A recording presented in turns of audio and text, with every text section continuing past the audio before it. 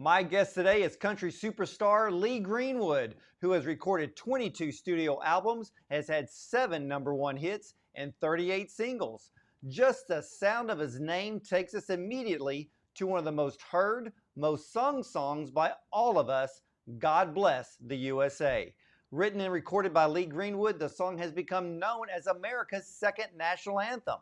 And the song was released in 1984, but it brought America together after that fateful day on September 11th, 2001, which brings us to the upcoming 20th anniversary of 9/11.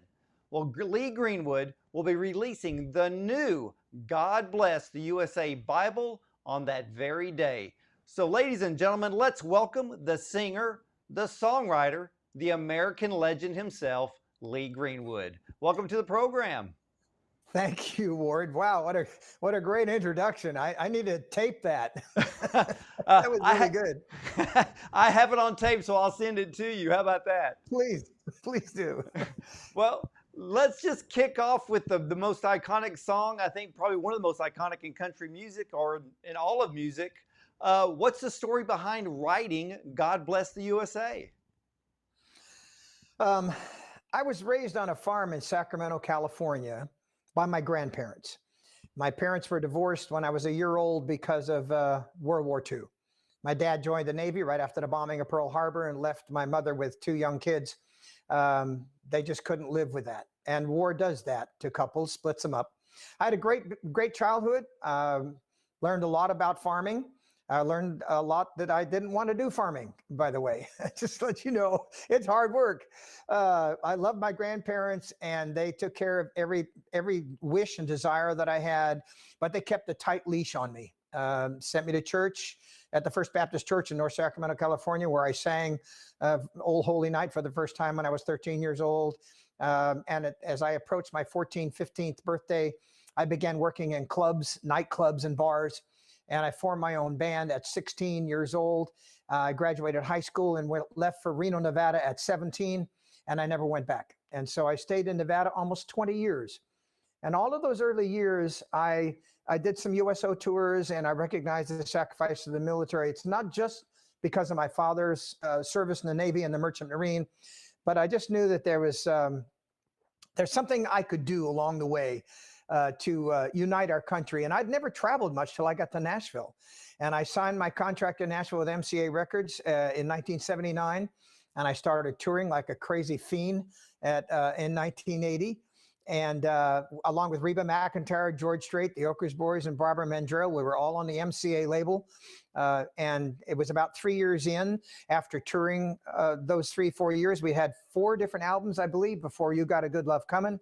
And that was the album that God Bless the USA would be on for the very first time.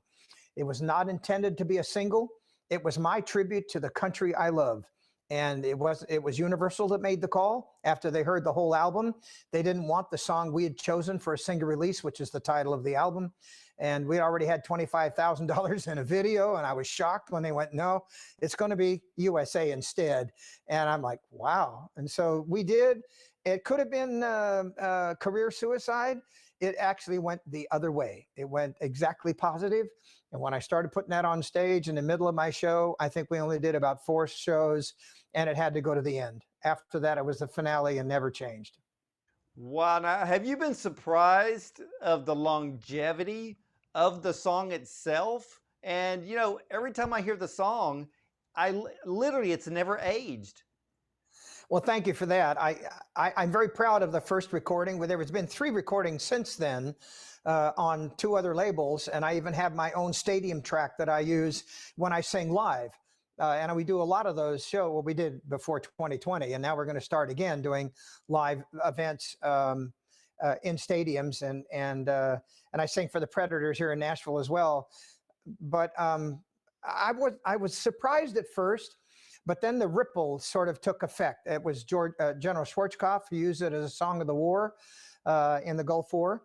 Of course, after the events of Katrina, which really were devastating to the Gulf Coast, it was used as a way to bring people back to a belief that there was a life after that.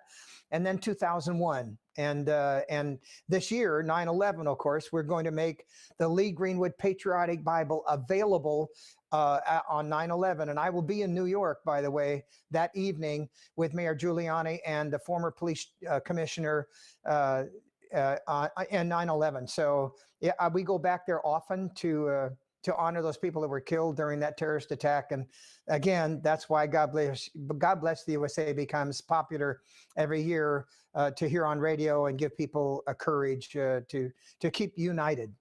Well, how does it make you feel, Lee, when people are now referring to the song as America's second national anthem? That's pretty high cotton for a farm boy from California. I will tell you that I'm humbled. It's not what I intended. I did want to have the song represent all Americans, and I'll give you a little bit of a sidebar. When somebody becomes a citizen legally, they have the national anthem is played. The current administration president makes a speech welcoming them to the country. They hear "God bless the USA." They surrender the flag to their country and take the oath, just like a military person, and just like I took as a member of the National Endowment of the Arts. You have to take an oath to the country. So that's really, I mean, I had no idea the scope of how it would reach all of Americans. I would venture to say almost everybody in America has at least heard the song, or they don't know how it goes. Well, I'm proud to be an American is probably one of the most um, I mean, it's just that one sentence in that song just says so much. And to be an American, it's not pointing at a particular race or culture. We live in the greatest country in the world, and just to hear people say that now, to me, it means even more because we're living in a society now that wants to divide. And but your song continues to bring us together, really kind of brings us back to center to realize why we need to be proud to be an American. And your song does that for us. There's a lot to be proud about. I mean, yes, we have some things we have to work on. I mean, we're a free society, and and I know that's one of our weak spots. But there's so much to be proud about America and how much we've done for the rest of the world. We've left blood of soldiers on every country in this world, trying to free them from disaster and people who would misuse them and kill them. And so I'm extremely proud that I was able to form those words in such a way that it's meaningful for people.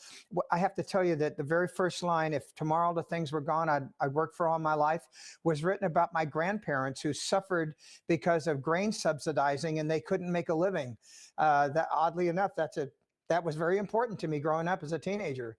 And then, of course, I would not forget the men who died. That was a very important line. And both of my sons, who are in college, Ward, now. My 26-year-old Dalton is getting a PhD in cancer research at Vanderbilt, and my 22-year-old is at TCU in Fort Worth, and he's a musical scholar. And both of them, when they asked me, "Why did you write the song about the men who died?" I said, "Because there's no greater thing to lay down your life for a friend." That's in the Bible.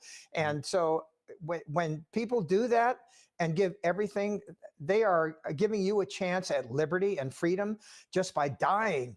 And I said, I cannot ignore that. I have to mention that in my song. And they, okay, I get that. But I have to know too that when you said "Proud to be an American" is the name of the song, is actually the co-title. The real title is "God Bless the USA." And our new patriotic Bible, which says Holy Bible, and then "God Bless the USA" under it with two military flags at the bottom of a leather-bound cover.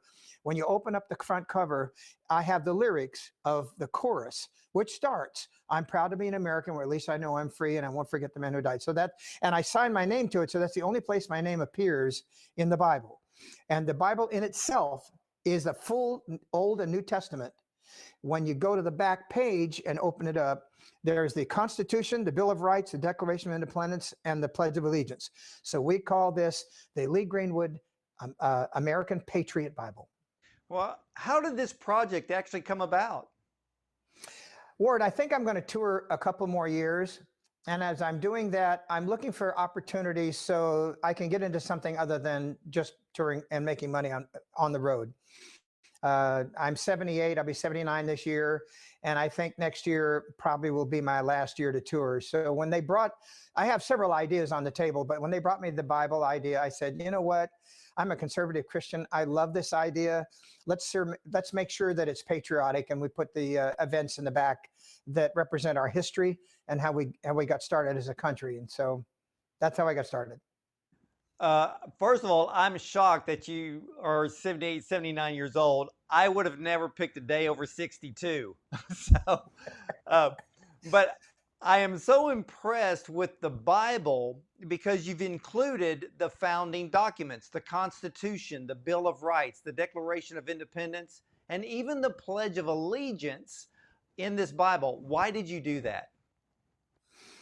Well, I have my own Bible by my bedside, and it has actually the beginning of history in the back, through the where Jesus Christ walked. And so if you can look at where he actually walked the planet for 33 years, and then amplify that through history, and we come to the United States of America. I think it's important to have people know that if we're a country of faith, and I hope we still are. I think we still are. That the documents that were written weren't necessarily progressive, and they weren't meant.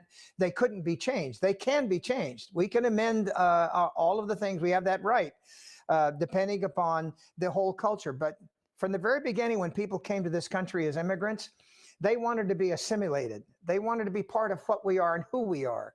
And it seems like more and more people come here and want to change it and make it the way they came from. Well, if you want to be where you came from, I suggest you go back, because this country is based on faith, first of all, the rights and freedoms of individuals and citizens. And so that's why we included all of that along with the faith of the Bible. We included also the Bill of Rights and the Declaration of Independence, telling the rest of the world we want to be an independent, free country, and that's what we are. Well, how important is it to you for America to stay, and I'm going to agree with my own statement here, one nation under God? Again, um, I have to recognize that my strength, my very first strength, came from the fact that there was something bigger than me. I didn't know my father till I was 15 years old. I recognized he was in the Navy, in the Merchant Marine. I got to know him later in life. But there's something bigger than my father. It is our Father in heaven, who, and let's go right to the subject matter. He created the universe, okay? And he knows every hair on your head. And you got more of them than I do, Ward. So, so people have to know that this country is a country of faith, and this, with this new Bible, the Lee Greenwood Patriotic Bible, you'll have that opportunity to put the two together. Well, what is your favorite Bible verse that has guided you throughout your whole life? Psalm 32, which talks about forgiveness. And if you think that you can go through life without forgiving people for somebody who's done you wrong, you're wrong. That's not what Jesus has told all of his disciples. And Psalm 32 is what I live by. I live by that axiom that you forgive others, and Jesus Christ will forgive you. Well, forgiveness is it's the most powerful thing. I mean, Christ died on the cross, basically, washing away and forgiving us of our own sins. And our society today, everyone needs to extend that hand of forgiveness, because there's a lot of ignorance going on around in America now. We've already mentioned the division that we see. We see, to me, the public pitching the police departments against the public. But I think forgiveness is something that is a uniting type of tool that we need to continue to use. And it only happens when we know Christ. It's not easy. It's not easy to forgive someone that's done you wrong. And it's not easy to ask forgiveness when you've done somebody else wrong. It's very difficult. It opens up your soul, and you have to depend on the fact that this is the message that was given to us by Jesus Christ as he was dying. Forgive them, for they not know what they do. And so Um, I live by that motto, and that's why my favorite verse is 32. Well, now, are we going to see a possible gospel album coming from you in the future? Um, Let me just say this: I do have a new 21 song CD coming out, and I'm the reason I've approached they're all songs that I've written. On that CD are three Christian songs. So today kids don't necessarily buy an album, they download a song. So things have changed for us, and my kids taught me that. We just download what we want, put it on our playlist. So it could be Christian, R&B, it could be jazz, rock, whatever. And so there are three Christian songs that I wrote on this album, and one of them I co-wrote with Gordon Mote, who is a Christian artist. He's blind, white piano player who worked for me for 7 years and has his own career. And it's called Totally Devoted to You. And so I'm proud that I'm able to re-record this master and have it out this summer. Wow. Now, Lee, do you have a particular prayer for America during these challenging times? When I pray in a broad term. We have a prayer team in the morning. We pray for a lot of people who basically have been either hurt from physical ways or from the economy, and because a lot of people are struggling. And I pray that they would have faith in God, that God has a plan for them, regardless how hard it gets. And that would be my prayer for America: is no matter what we went through in 2020, have faith that God has a plan. And if you just continue to pray and believe in Jesus Christ, this nation will be honored by him. But if we lose faith, God has no promise he'll take care of the United States of America. We are a brief episode in God's plan, and let us hope that we continue to be so. Well, I know that you support our veterans, and of course, you've toured with the U.S.O. What are some of the things that you've heard or that some of the veterans have told you based on your iconic song, God Bless the USA? Man, they pour their heart out to me. I have a charity called Helping a Hero in Houston, not far from where you are. And we build homes for wounded warriors. And we build over 200 homes in 10 years. And we continue to do so as fast as we can, because a lot of them are still wounded in exercise and as they're deployed. That gives me great pride to be able to do that. And when I hear a veteran talk about their wounds, I have never yet heard one who's either lost an arm, a leg, multiple limbs, who is discouraged by America. Unlike the Vietnam era, when they didn't have any pride, these veterans who come home now, even if they're wounded, they would go back to battle in a second. And I pray for them because they still have faith in America, unlike a lot of people who live here and enjoy the freedoms that soldier paid for, and don't recognize the value of it.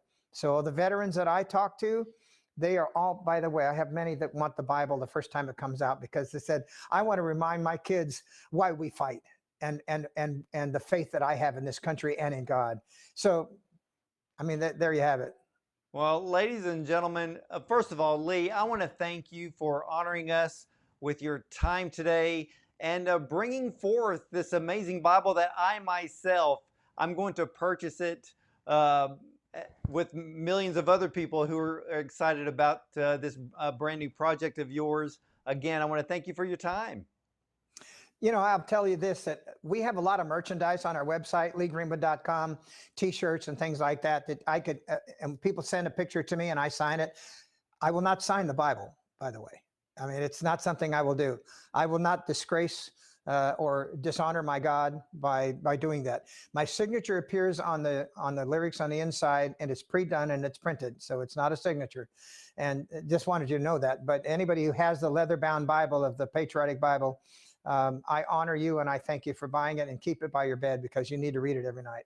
Well, again, Lee, thank you so much. And ladies and gentlemen, this brand new Bible, God Bless the USA, Bible is an NIV version. It also contains the most important documents of America: the Constitution, the Bill of Rights, the Declaration of Independence, and of course the Pledge of Allegiance. Even my brother-in-law, who is a pastor of a church, has his whole congregation recite the Pledge of Allegiance every service. It's something that, well, we all need to get back to. And ladies and gentlemen, you can pre-order the new God Bless the USA Bible at godblesstheusabible.com. So I want to thank you, Lee Greenwood, for spending your time with us today. So stay tuned, everybody, because we have more right after this message.